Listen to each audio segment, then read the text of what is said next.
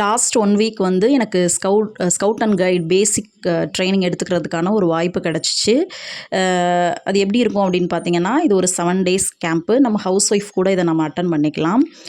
ஒருவேளை நம்ம advance course எல்லாம் முடிச்சிட்டோம் அப்படின்னா, நம்மளே ஒரு கேம்ப் நடக்கும்போது அதுக்கு நம்ம ட்ரைனராக போகலாம்.